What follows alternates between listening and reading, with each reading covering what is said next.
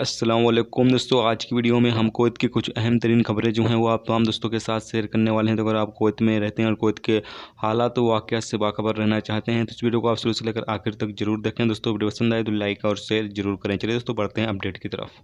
आज की खबर शुरू करने से पहले जैसा कि आप तमाम दोस्तों की तरफ से एक सवाल जो है वो कई बार पूछा जाता है कि भाई कुवैत में जो बकाला है वो कब ओपन होगा। तो यहाँ पर आप तमाम लोगों को पता चले कि जो कुवैत में बकाला है वो ओपन है। सिर्फ ऐसे बकाले ओपन नहीं है जिनके पास लाइसेंस नहीं है, यानी कि जो लाइसेंस शुदा बकाले वाले हैं वो उन्होंने अपना बकाला जो है वो ओपन कर रखा है, जबकि जिनके पास लाइसेंस वगैरह नहीं है, जो इलीगल तरीके से बकाले या कोई दुकान वगैरह चलाते हैं, वो तमाम लोग जो हैं वो अपनी दुकानें बंद रखे हुए हैं, जबकि जिनके पास लाइसेंस है वो ओपन कर रखे हैं।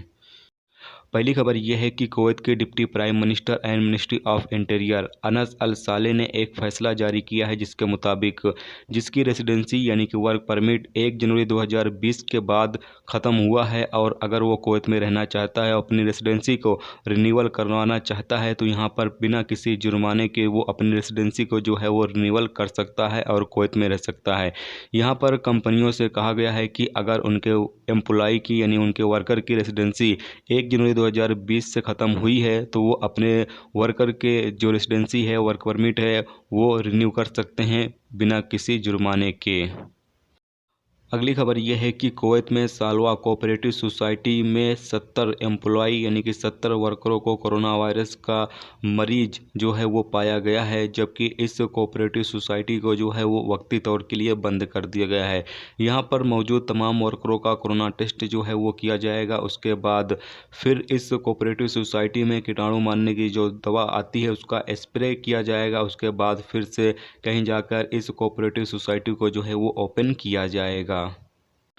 अगली खबर यह है कि कुवैत सिविल एविएशन के जनरल डायरेक्टर ने एक लेटर जो है वो जारी किया है जिसमें कहा यह गया है कि कुवैत इंटरनेशनल एयरपोर्ट से जो भी गैर मुल्की सफ़र करेगा उसका एयरपोर्ट पर कोरोना टेस्ट जो है वो किया जाएगा। उसके बाद अगर वो कोरोना टेस्ट का मरीज नहीं पाया जाता है तो ऐसे में उसको हेल्थ सर्टिफिकेट दिया जाएगा।